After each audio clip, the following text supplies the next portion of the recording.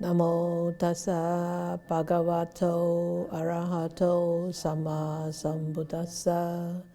Namo tassa bhagavato arahato sama sambuddhassa.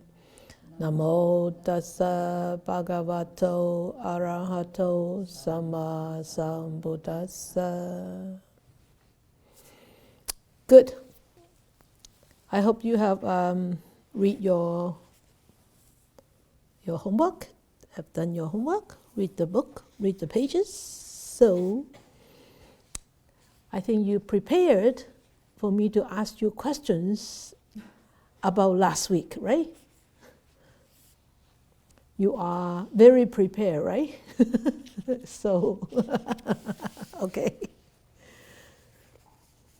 So, who did we talk about? Who was the person we talked about last week beside the Buddha? Unmute all of them, please.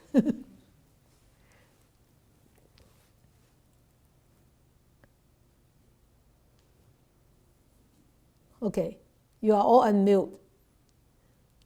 Oh, P. Oh, you still want to use. Oh, P. Okay, okay. Potalia, right? Okay. So we talk about Potalia, and so Potalia actually said that he has cut off all the affairs, right? Given up all his wealth. So which are the two things that actually he only kept? Clothing. Clothing and? Well, it's home. Yeah. Yeah, Nora, F and O, food, right? Clothing and food. Okay. So, and the Buddha said, you think that is, that is really, we don't call that abandonment. So, which is the real abandonment? So the Buddha has actually given Potalia how many metaphors? 7. You know what? In Chinese, this is 8. This is 8, and this is 7.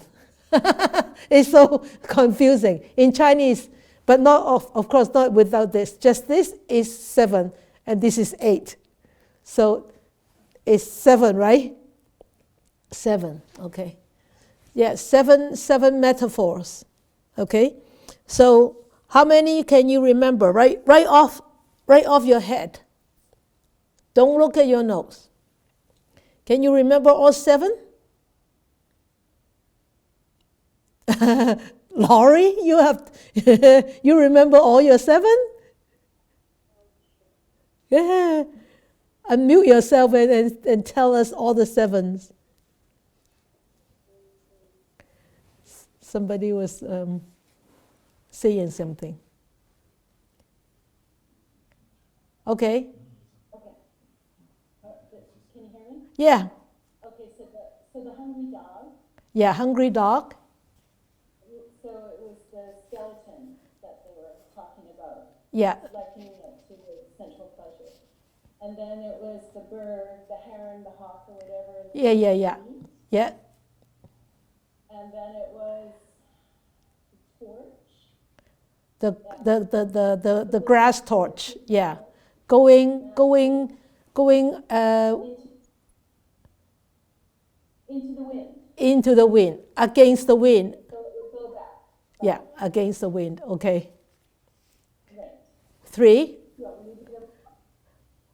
okay. Okay. Who else remember? The charcoal pit. The charcoal pit. Charcoal pit. Okay. What is the charcoal pit?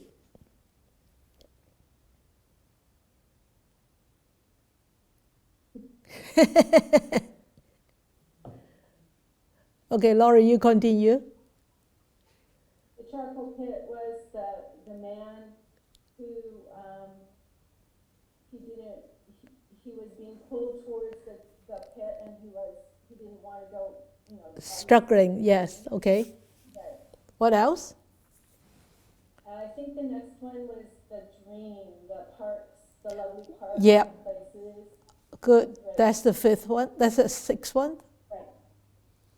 And then The fifth one. I think it was. The sixth. You want me to keep going? Two more. I think it's the borrowed Borrowed goods. Okay. right? Yep. And the last one is the fruit. The fruit trees. The fruit in the tree. Yeah, yeah. Hanging on to the fruit. Okay. The tree getting axed down and falling down. Okay. For the last one, the tree.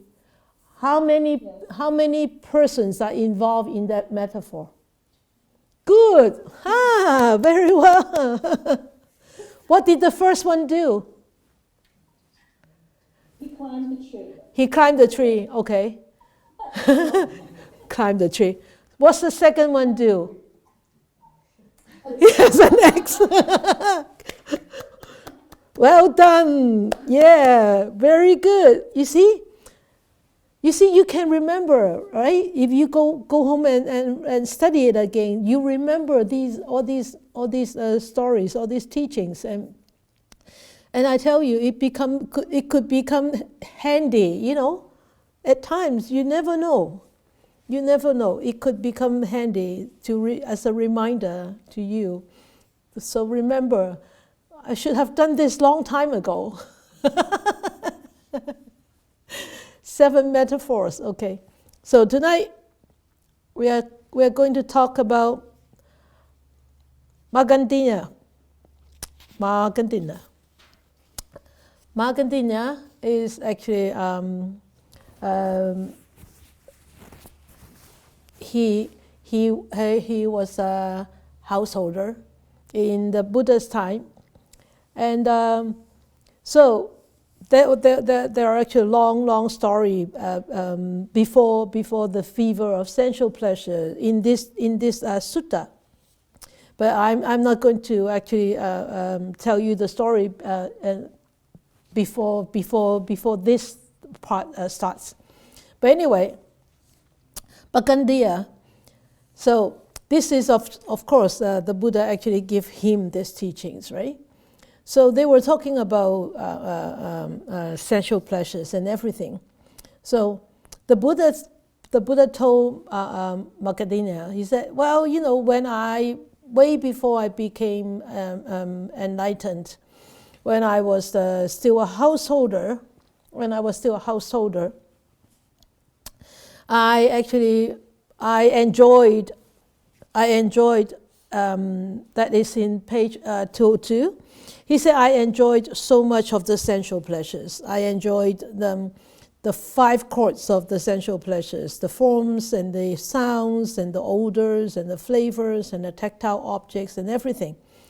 He said those are all wished and desirable and agreeable and likable and connected with sensual pleasures, sensual desire, and provocative of lust because of lust. That actually arouse all these. And he said he had 3 palaces, right?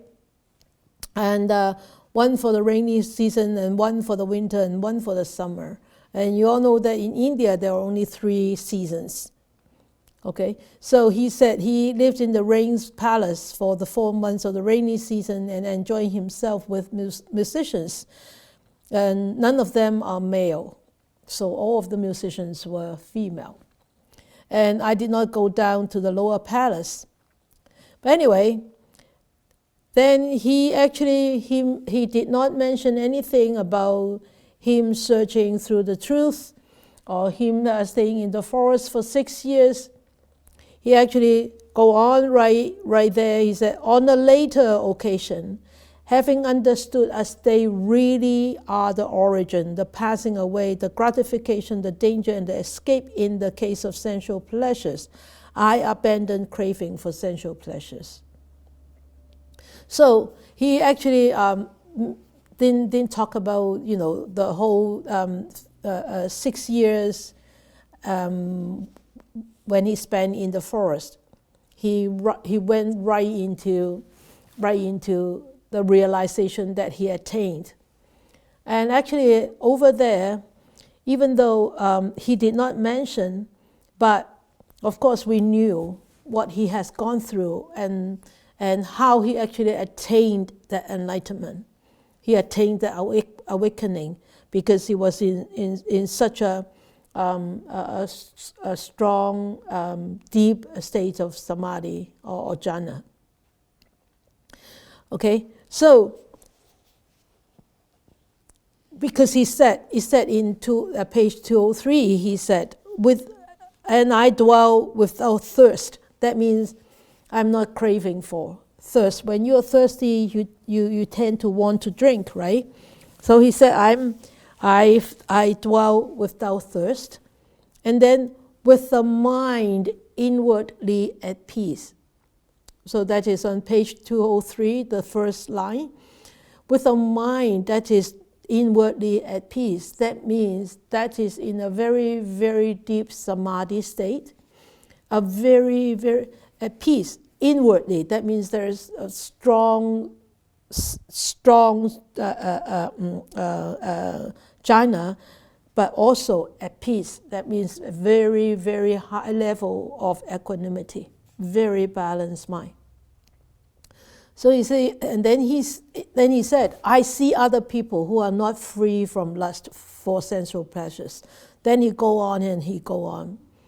And he go on. He said, I do not envy them, nor do I delight therein. So he said, even though I see people who are actually craving for sensual pleasures, burning with the fever of sensual pleasures, indulging themselves in sensual pleasures, but however, I do not envy them. I do not delight in these behaviors. Because why? Agandia, he said, because I have actually a delight apart from sensual pleasures. A very, very important actually statement there is a delight apart from sensual pleasures, apart from unwholesome states, which surpasses even divine bliss. Okay, so this he said divine bliss. Of course, it means the experience in jhana.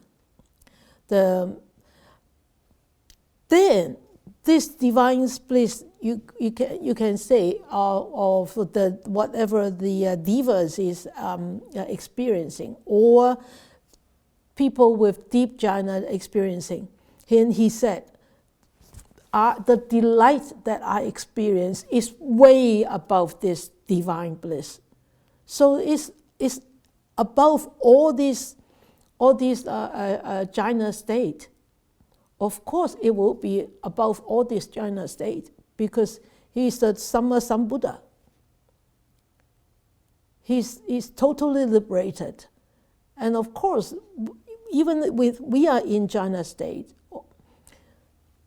there's nothing compared to the state of Sammasambuddha, that Nibbana state that he actually has experienced. Right? So he said, because I have abandoned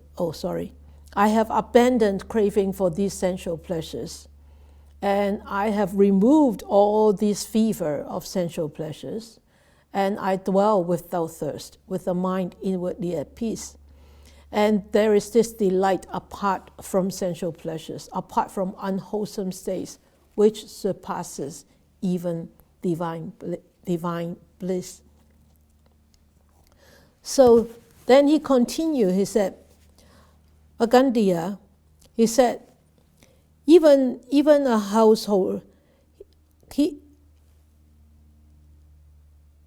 said, even a householder or householder's son who was very rich and affluent and wealthy, and being provided and endowed with all these 5 courts of sensual pleasures, he might enjoy himself with forms, with sounds, with odors, and with flavors and everything. But he said, These are connected with sensual desire and provocative of lust.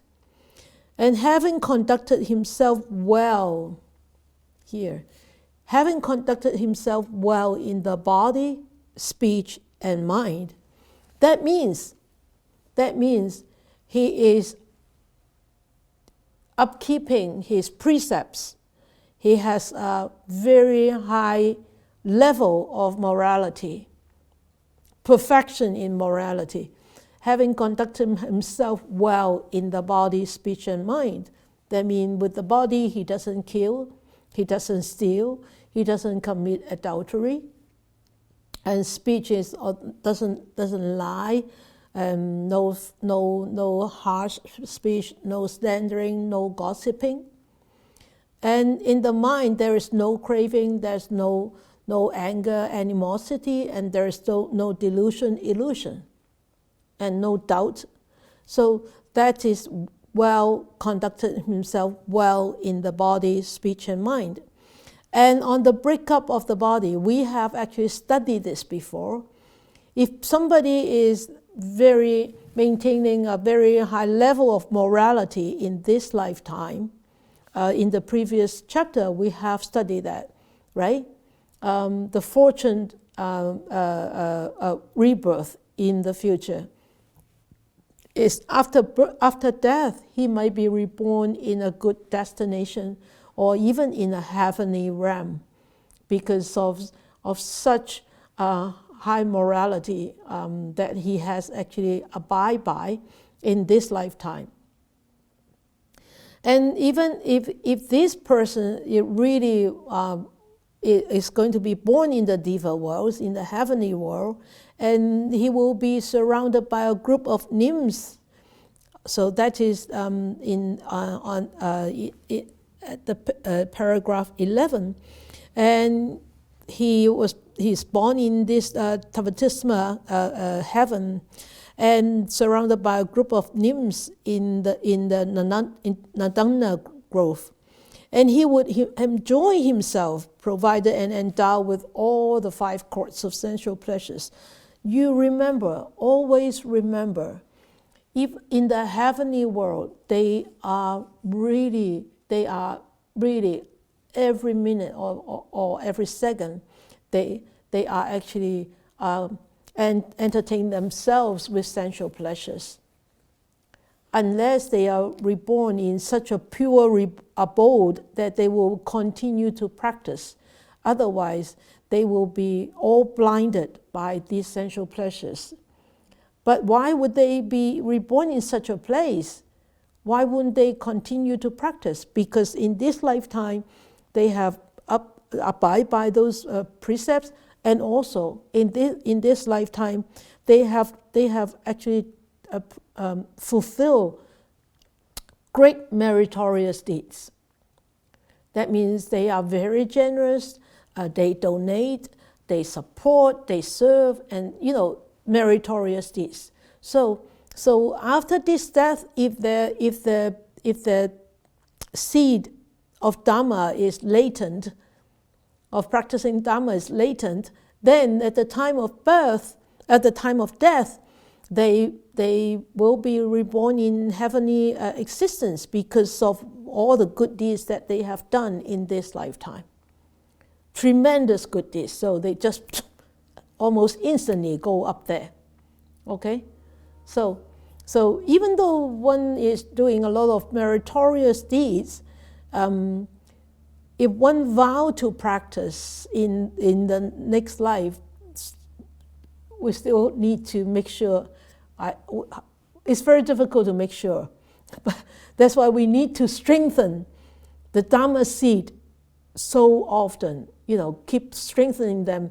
Hopefully, by the time of death or after death, that Dhamma seed just sprout, and so we will follow a path that will lead us to be able to practice Dhamma in the next life or next lives. But if the Dhamma seeds are very, very weak, then, all the other seeds are stronger, right? Like in the field, if you have dandelions if you have sunflowers, if you have tulips, it depends on which seeds are stronger, which seeds are hardier, and then so those strong seeds will take over. They will take over. They will actually overtake that field, and the other seeds, the other flowers might not have a space, or might not have the nutrients, might not have the soil to actually grow, to mature. And that's the same as our mental field, as the human mental field. That's the same. That's why the Buddha kept on telling us is you have to strengthen your seed in Dhamma. You have to strengthen your morality. You have to strengthen your wholesome deeds. These all have to go together. Why? Because at the time of birth, it's not up to you to choose. It depends on the seeds. Okay? And also depends on our mind too. Whether we are all crazy or confused, or whether we are very, very calm and strong and focused. So, okay, so really, that is really quite tricky at that time, and quite challenging at that time. Okay, so surrounded by this group of nymphs, and then suppose he then saw, and then he was so enjoying himself. Then he says, suppose he saw a householder or a householder's son enjoying himself, provided and endowed with the 5 pleasures. What do you think, Magandhina? What do you think? Would that young diva surrounded by this group of nymphs enjoy himself, provided with these 5 divine sensual pleasures? Do you think that he would envy the householder who are actually enjoying human sensual pleasures? Of course not, because he is enjoying divine sensual pleasures. Why do you want to lower yourself, right? So, for example, if you have actually attained a doctorate degree, and would you envy somebody who has just got a bachelor degree? You say, oh, that's nice. I wish I have a bachelor degree. Oh, no, you won't, right? You will think, oh, I have a doctorate degree. Why do I have to envy people who has or even a high school degree, right? You won't, because you have higher education. So that's the same as these divas.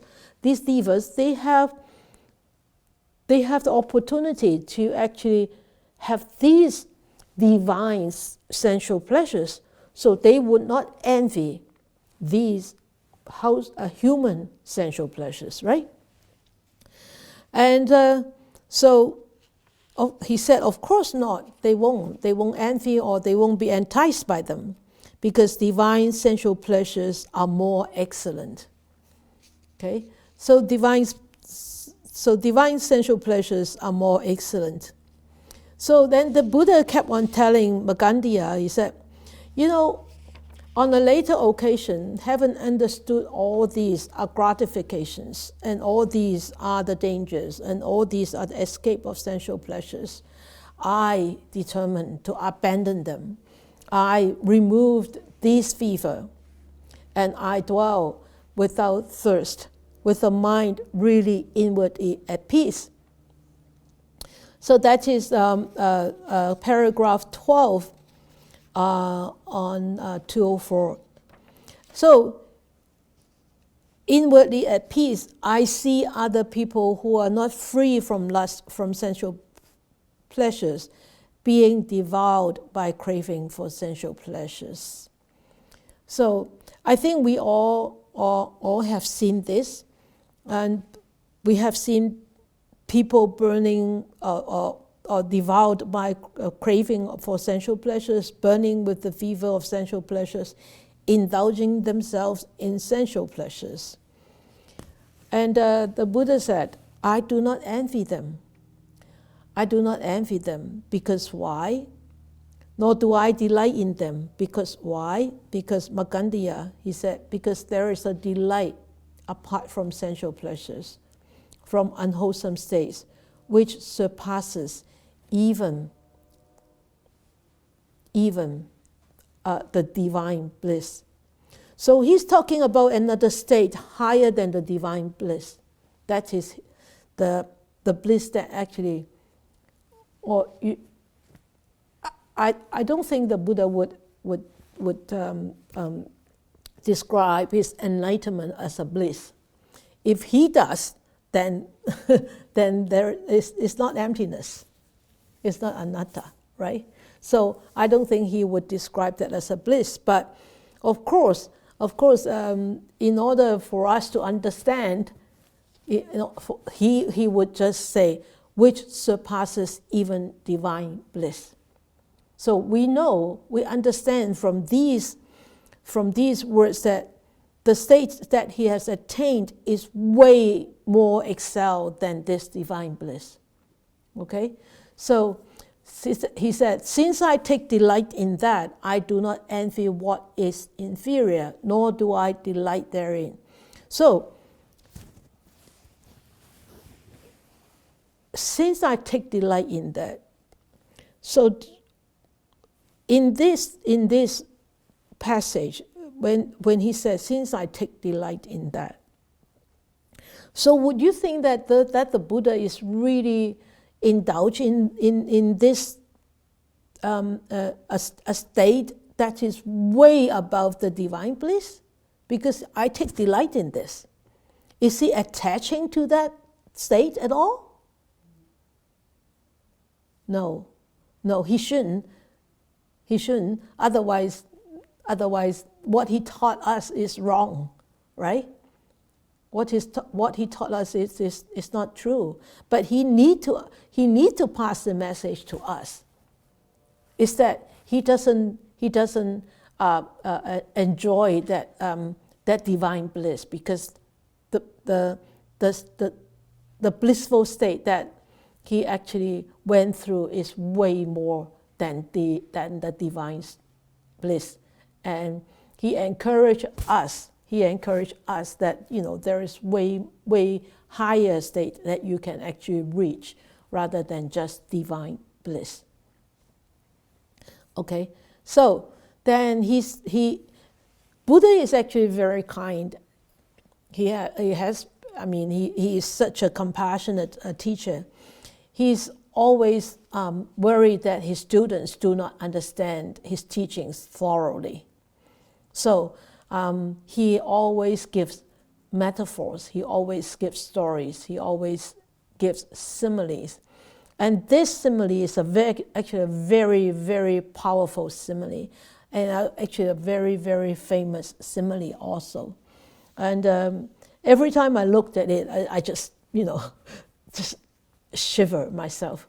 I have read this simile so many times, but every time there's, this insight and this understanding and this appreciation for the teachings that he has actually passed down to us. So, and I wish you would actually enjoy this simile too. So this is really the essence, this is the core story of this whole thing about the fever of sensual pleasures. Here, the Buddha actually talked about the simile of a leper. So, I don't know whether you have encountered people who has leprosy. I had. When I was still working in the 80s. And so I've seen the sufferings of lepers, a lot of sufferings, very challenging, both mental and physical. So I think that's why this simile actually strikes me so much every time. Because during the first 5 years of work, I constantly see lepers. I constantly saw lepers in the clinic and in the hospital. So that actually had a very deep imprint in my mind. And so when I started studying the Nikaya, I came across this story. I said, oh, wow! I could really connected, big connections with the patients that I have seen before. Okay, so the first one is a leper with a lot of sores and blisters on his limbs, and then being devoured by worms and scratching the scabs of the open. Yes, sorry, there's a spelling mistake. Wound, W-O-U-N-D, with his nails. I have seen this. I've seen worms in wounds in a leper, and I've picked out those worms myself with a forceps. Yeah, I think that's why I connected with this, and then because it's so itchy, right? And I mean, we all experience itchiness, and when a mosquito sting you, the first thing you would do is scratch, because it's so itchy, right? And because you haven't learned mosquito meditation with me. So when you come to the 7-day meditation, I'll teach you mosquito meditation. It's very simple. You just be mindful, that's all. Okay, but anyway, so it's so itchy, so I tell you, it's way itchier than a mosquito sting. And so starting scratching the scabs, because the scabs, when a wound is healing, a lot of times before it starts healing, is pain. When it starts healing from a scab, from a crust, itchiness starts to set in. Okay, so that is, but it's so difficult to tolerate. So you would just keep on scratching, right? The leper would keep on scratching with his nails, and then cauterizing his body over a burning charcoal pit, because it was so difficult to tolerate, and the heat would give him a moment of release, a moment of relief also from that itchiness. And then his friends saw him like this, and his friends brought in, and relatives and kinsmen brought in a physician to treat him. And in those days, actually, treating lepers really not an easy thing, huh? Very difficult thing in those days. But with the advance in medicine, it got so much better that leprosy was completely extinct. Is it completely extinct? No. I don't think so, huh? In India, still have lepers, I think, yeah. But only in Hong Kong, and it's completely gone. Or in the well-developed countries, yeah. So his friends, companions, kinsmen, and relatives brought a physician, a doctor, to go and treat him. And the doctor make medicine, so he took medicine. By means of medicine, he was cured and become well and happy, independent, and become a master of himself and able to go and wherever he likes. So he was cured of leprosy. So this is the first simile, the introduction about this sensual pleasures. So the scratching is sensual pleasures. To relieve that itchiness, to cauterize themselves, okay? It's just like the fever of sensual pleasures, right? So that's his first one, okay? And then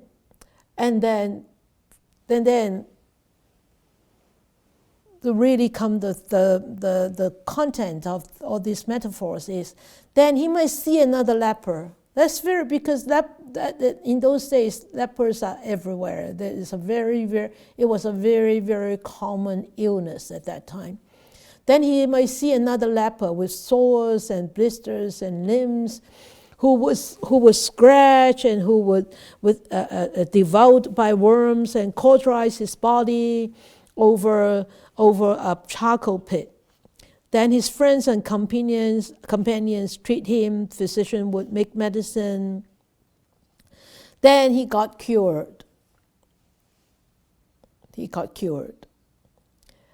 So, and he said, okay. And then the Buddha said, would that man envy that leper for his burning charcoal pit or his use of medicine? So if this first leper actually saw a second leper, treating himself exactly like what he did, would that man envy that leper, the second leper? Or would that man envy the second leper who is using the medicine? Magandina said, of course no, because why would he envy? Because he doesn't have the illness anymore. And Magandina said, medicine is only required when there is sickness, when there is illness. So when this second leper doesn't have any illness, he doesn't need to envy. He doesn't need to envy anybody at all. So he would not envy the second leper, right?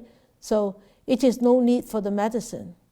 So Magandina said, okay, then the second one was, then the Buddha continued to ask Magandina or Magandina. Then he said, what about this second man? This second man's all cured, okay? And he goes whenever he likes. Then the two strong men would seize him by both arms and drag him towards a burning charcoal pit. What do you think, Magandina? Would that man twist his body this way and that way? So the second man was cured, okay, with medicine and everything. Cured, and he's well and happy, independent master of himself, able to go where he likes. But there are two strong men who come over and trying to drag him and throw him into the charcoal pit. Would that man twist his body this way and that way? Of course. Magandina said, yes, of course.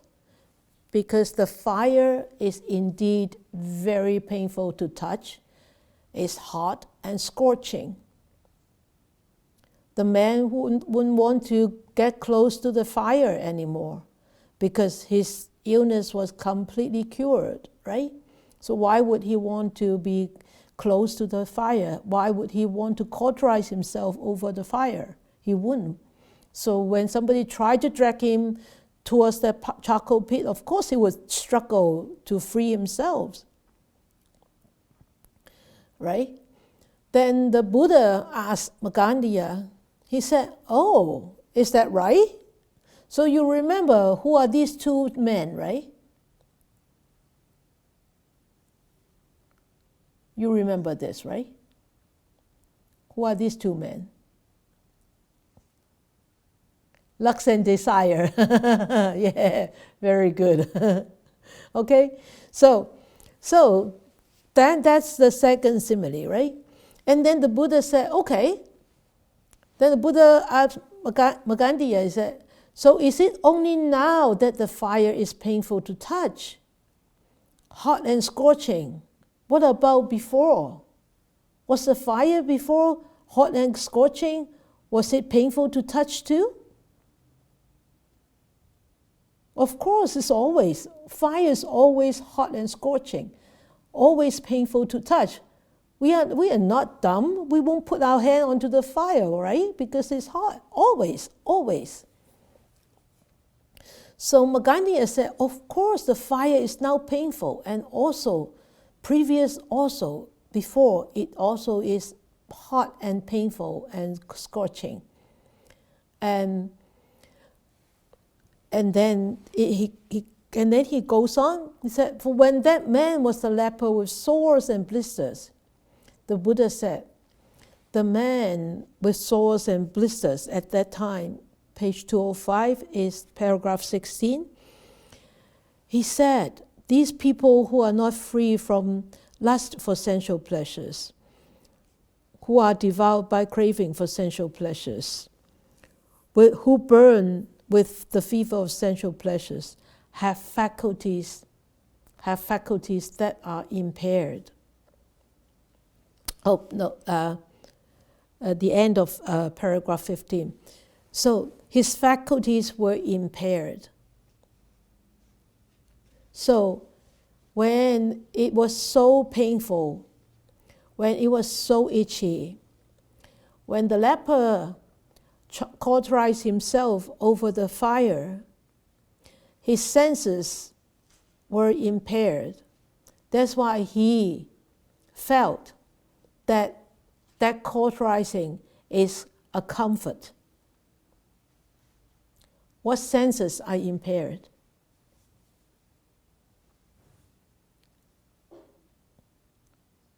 Unmute yourself and say that again, Johnson. Judgment. Judgment. Yeah. Moral judgment.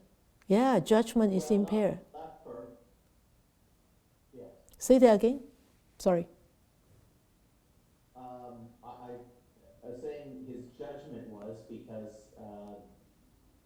as you mentioned, the scratching. Anything at the time in his head would have been better than the amount of suffering that he's going through with the scratching. So anything as an alternative would have seemed like a good idea.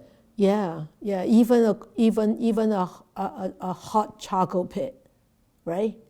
Because Yes. yeah, because at that time the perceptions is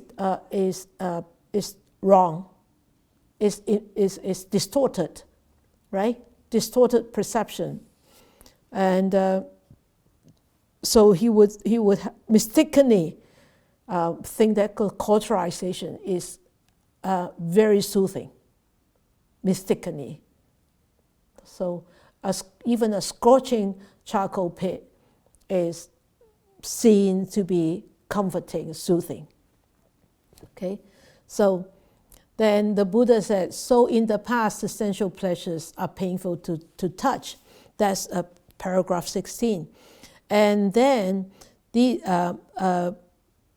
it's painful to touch, and in the future the sensual pleasures also will be painful to touch, hot and scorching. So because of all these distorted views, so we think that the charcoal pit is not, it is soothing. The same with us. We think that sensual pleasures are really bringing pleasures to us because we have a distorted view.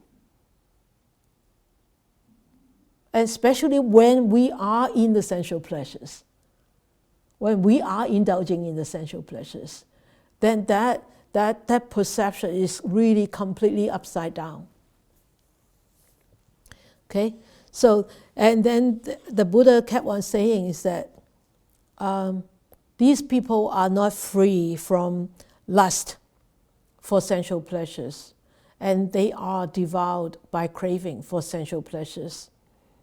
And they burn themselves with the fever of sensual pleasures. And they have, this is actually very important, they have faculties that are impaired. The faculty for judgment and also the faculty for feeling. The faculty of, also you can say analyzing, right? Examining, right? And so these are all impaired. And thus, though sensual pleasures are actually painful to touch, they acquire a mistaken perception of them as pleasant.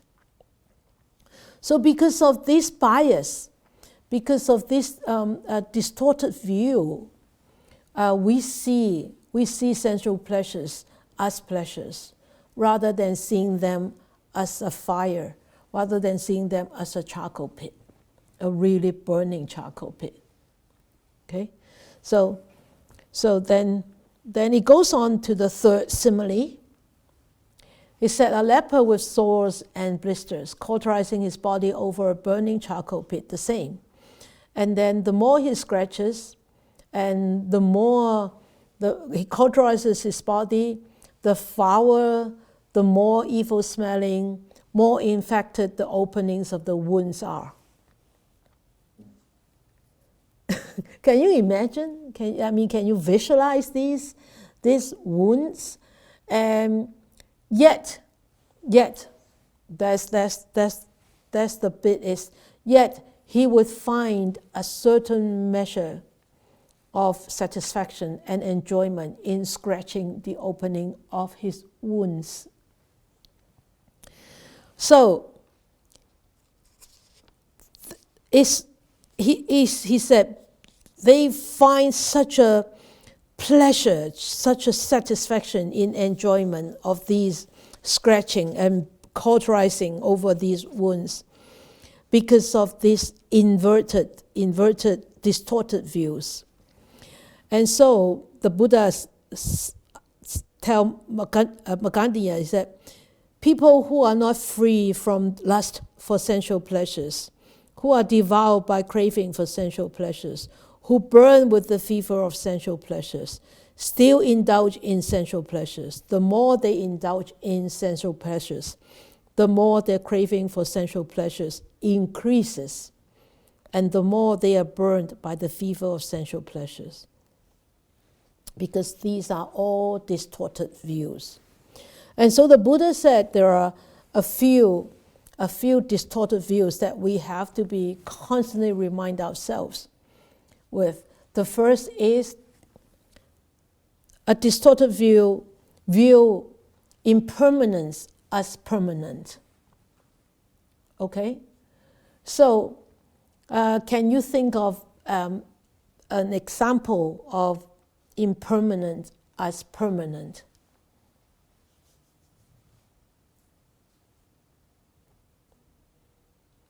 You can just turn on your audio and say something if you want.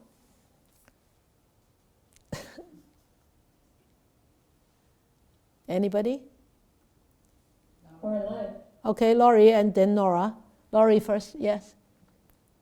Our life. We think our life. Oh, yes, our life. Yeah. It's going to go on forever, right? Right. We pretend that we're not going to die for as long as we can. I wish you would share that next Saturday. Yes, Nora, what are you going to say? That chocolate will always be good. More and more chocolate will bring us more and more pleasure, and then you realize, too much. Chocolate are permanently good, right? Okay. Yes, Jeremy. Yes. Not when you have diabetes, though, Nora. Oh, yeah. When you start to have diabetes, you start to see impermanent, right? Oh, there are diabetic chocolate too, right? Yeah. Okay, Jeremy, sorry. A strong emotion or feeling. Yeah, that's going to hang on forever, right? How can I get rid of this? It's staying there all the time, right? How can I ever get through this? How can I deal with this? Or I think it happens often. And we get stuck on the idea that it will last forever. Yeah. But it really doesn't. Once you start to actually observe it, moment to moment, you start to see that changing phenomenon in there, right? And once you start to see that changing phenomenon, you should have an aha moment. Ah, this is changing. This is not going to last. Don't worry, Jeremy. It will soon pass. Right? Yeah, good. All right. And then the second one is unsatisfactory as pleasurable and satisfactory. Any volunteers?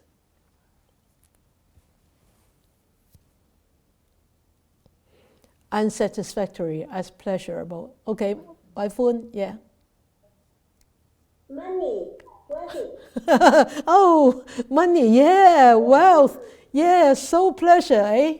Yeah, unsatisfactory. I don't have enough money, so go and look for more money, right? It's a pleasure to go and to find more money. But the other way around, or the other way around, yeah? Jeremy? Being undiligent in our chores or the things we need to do. Being Undiligent, not not- finishing what we start. Oh, not finishing what you start. Okay, unsatisfactory as pleasurable and satisfactory. And do you like and you enjoy that? Not finishing what you have started? It's impermanence, unstable, unsatisfactory. Yeah, it's like when you've got that job you gotta finish and you 10 minutes before you're done, you sneak off because you're like, I'm gonna go relax instead of finishing up. Ah, okay. All right. All right. Okay. Anybody else? Varsha? Yes? I think shopping. Ah, So I think we think if I just go out and buy and get more, but in fact it just creates that. yeah. You call that hoarding, right? Hoarding? Yeah? Yeah, the teacher said yes. Okay. You're too slow. The teacher wins. The teachers win. Yes. Hoarding, yeah. Yeah, you buy more and more. You like me. I buy books. So pleasurable to look at books, right? But so many books I haven't finished. I don't think I can finish this lifetime. Same you, eh? Yeah, I know. But don't worry, I'll pass those inheritance on. Who wants some books?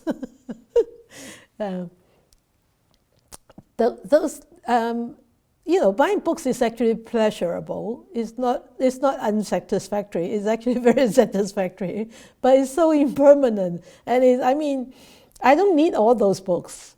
I really don't need all those books. And yeah, but interesting. Not self as self. Oh, this is easy. Anybody can give me an example.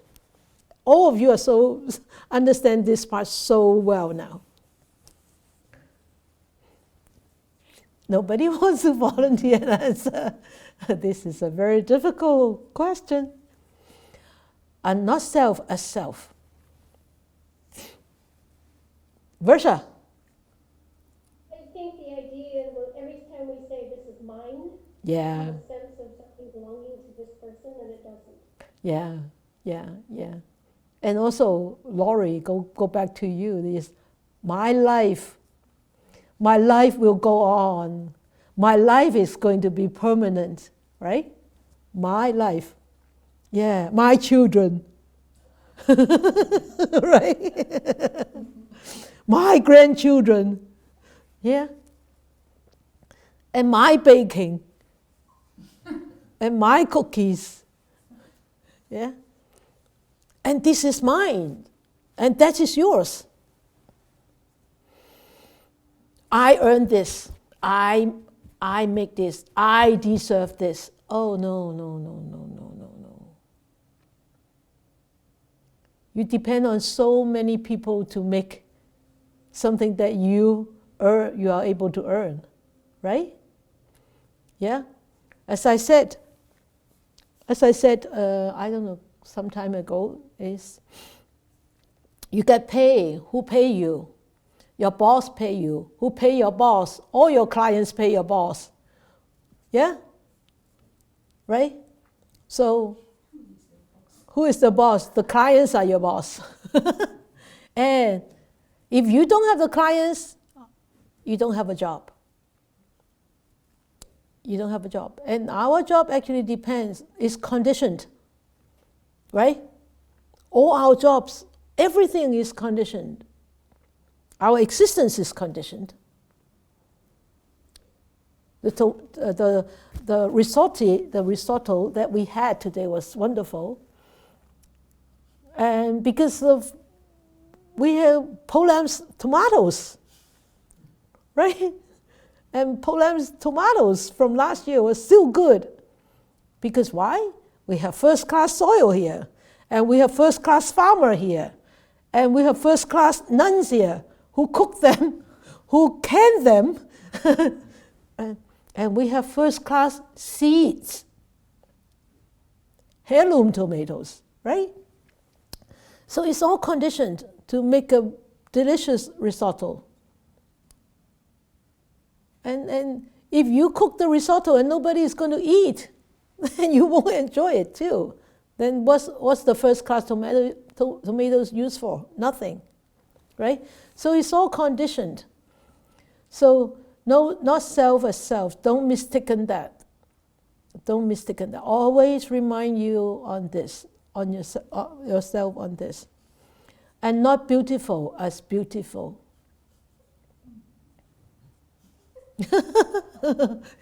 Everybody is laughing in the Dhamma hall. I don't know why they are laughing, but they never say anything. Oh, okay. I remember, I think it's Goenkaji's discourses where he says, out of what hole comes something beautiful? Oh, out of what holes come out is beautiful. The hair drop into your breakfast. What is beautiful? The night before you say that, oh, nice blonde hair, nice red hair, and now in your breakfast is a hair, is a filthy hair. So what is beautiful? Right? Yeah. From your 10 days discourses, right? So what is beautiful? Shave off the skin and you see the blood and flesh. Is that beautiful? Right? Take off that mask of skin. What is beautiful underneath is flesh and blood and tendons and blood vessels and everything. What is beauty? Right? So not beautiful as beautiful. So don't mistaken anything not beautiful as beautiful and have this inverted, distorted views. That's what the Buddha said. But we always have all these distorted views, especially the first one, impermanent as permanent. That's the killer. That's the killer. Okay? So the Buddha said to him, what I have just read, people who are not free from lust for sensual pleasures, who are devoured by craving for sensual pleasures, who burn with the fever of sensual pleasures, still indulge in sensual pleasures.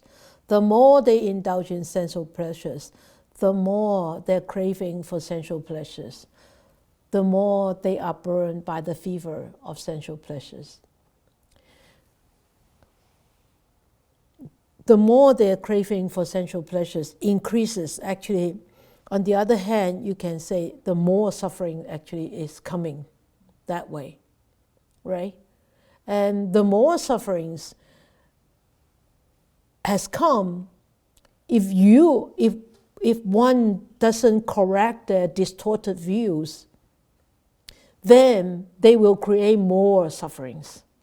They will fall into their craving more. Just like an addict, right? An addict, whether it's alcohol, whether to substances, or whether to TV games or whatever, or pornography or whatever. when their craving is not fulfilled, and then they start to look for it, and then they indulge in that, and then that gives them the pleasure. And when they are off that, then the mind is keep on thinking about that. Oh, when do I get off work so that I could go and go into this searching of this sensual pleasures. So that at that time, that search for sensual pleasures is already a suffering itself. It really is not a pleasure. It's already a suffering itself. Okay, so the more they will be burned by this fever of sensual pleasures, and yet they find a certain measure of satisfaction and enjoyment, independence on these 5 sense sources. So from these few subchapters, we can see the danger of sensual pleasures. But yet, we are human beings. We are human beings. Our senses are necessary for us to exist as a healthy, capable a human being. So how can we balance that? That is a reflection of tonight. How can we balance that? In what path should we pursue in balancing these sense doors, using these sense doors as useful sense doors, or using these sense doors as a craving sense doors? How can we balance that? And what should we do to actually balance it?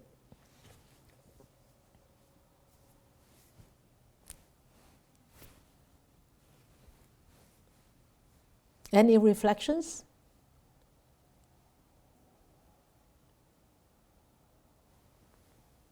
Jeremy? By pursuing the Eightfold Noble Path and following the middle way, like the middle path. Okay, you said it all.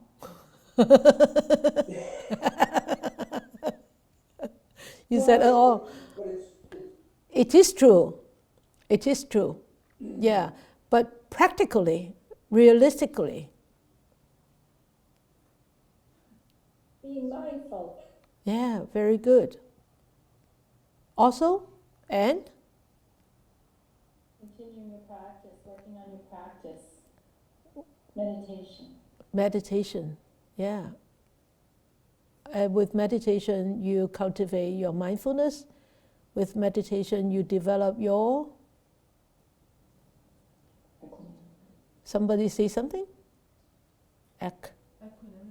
Equanimity. Yeah, equanimity. Okay, so don't bash yourself if you start craving for pizza or for Dairy Queen, not Dairy Queen, a Dairy Queen. Don't bash yourself. Go and enjoy a Dairy Queen, but don't go overboard of 3 Dairy Queens, 5 Dairy Queens, 6 Dairy Queens, or everyday Dairy Queen. Dairy Queen is going to kill me. but that is a lesson to really on our part to do is don't allow these sense organs to go haywire. Don't let it go loose too often, too much, for too long. Isn't it? Right? So that is the middle path, and with the mindfulness and equanimity, and hopefully our craving through the sense doors would be less and less when we get older and older. Or when we get more mature on this path of Dhamma. Right? Okay? Do you like this story of leper? I hope you are. I hope you are as inspired as me by this metaphor, the leper. Yes. Steve, I'm just thinking about your reflection question, and also about the importance importance of environment. Oh, sorry. The importance of environment, yeah. Because in the story, that leper is very lucky that he has people around him that are bringing him To the medicine medicines, and the doctor. And we're Yeah. very lucky because we have you and Polam so close. yes. But there's many people that don't have that in their environments, and it's so much more difficult then to change direction. Yes, yes, yes. Eva said that that leper in the story actually was very, very lucky because he had families, he had kinsmen, he has friends to bring him the doctor to cure him. And she said, you are very lucky because you have Polam, you have teachings here, so you're very lucky in a sense. But there are so many people who are less fortunate, who don't have that opportunity to encounter the words of the Buddha, to encounter a place to practice, or to even know that there is a place for practice. Yes, it's true. It's very true. But you see, you folks have this opportunity to practice. It's not just because of this lifetime. Remember, it's not because of this lifetime. You all have planted such a strong seed from way back then. And it's just that it so happened it's actually sprout right now. You never know that in the past life you probably have Dhamma seeds sprouted already. You have practiced before. Otherwise, you won't stay here for so long. You have been here long enough. Laurie have been here long enough to see people and go. Amali and Tissa have been here long enough, 20 years with us. They have seen people come and go. And only a few of you stay behind because why? You are grounded. Your seeds are strong.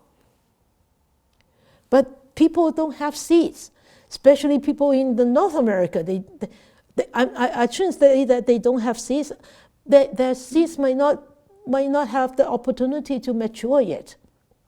That's why we are here to sow seeds, right? To sow seeds. In the past 26 years, I've been sowing seeds, really. And I tell you,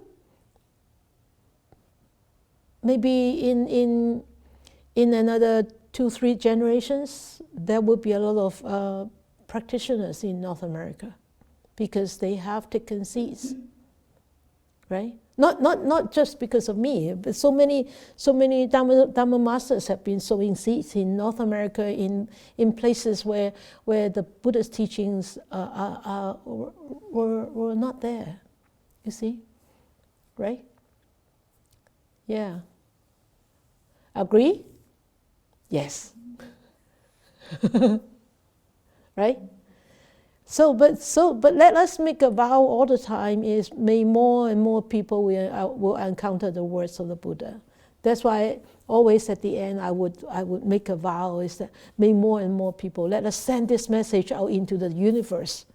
So those people, maybe one day they will hear, oh, there is a center there, or there is a nunnery there, or there is a temple there. Oh, let us go and see what's going on, right? Yeah, okay? Share something? Yeah, sure, Mali. Yes, I just wanted to share my reflections of the talk today. Yes. I found these similes are really clever and hard-hitting, really powerful. Yeah. But towards the end, you mentioned to look for balance. Yes. Right? Yes. Look for balance in life. So yes. that's the takeaway from me, to look for balance. Ha ha ha! Good. Yes. We are not like the disciples of Buddha at the Buddha's time. They have been practicing eons and eons and eons, so they were able to have such a good fortune to be born in the era when the Buddha was there. And when they were able to hear the Buddha's teachings and they just attained enlightenment or went into Nibbana, But we still have a long way to go. So in order not to discourage ourselves too much, so we need to have this balance, right? And when we are balanced, we will be able to walk an extra mile. Otherwise, we'll be scared. We'll be like, oh no, it's just too difficult. I have friends who told me that, taking up the Buddha's teaching is really difficult. I'd rather go on to being a Catholic or a Christian because it's so easy. The God will take up all my mistakes. And in the Buddhist teachings, you have to be responsible for your own mistakes, and you have to correct yourself, you have to change yourself, you have to transform yourself. Too difficult. I don't want to do that. No, my friends actually told me like that. I said, it's okay. You go ahead. No problem. Because why? Sometimes people find it so difficult. So, if we don't encourage people to walk a middle path, not too lax, not too slacking, but not too overboard like the Buddha in the forest for 6 years, right? But really middle path, and make sure you feel comfortable, a little bit more than comfortable. Work harder than a little bit more. So every time you make a little bit more effort, that's how we improve. Okay? Great. Good. May these blessings extend to all, that we with all the other living beings together will attain the Buddha way. May we wish more and more people will encounter the words of the Buddha, study them, understand them, practice them, and liberate themselves from their own miseries and sufferings, and be truly, ultimately free and happy and peaceful. May you all be safe, secure, happy, and peaceful. Have a nice week.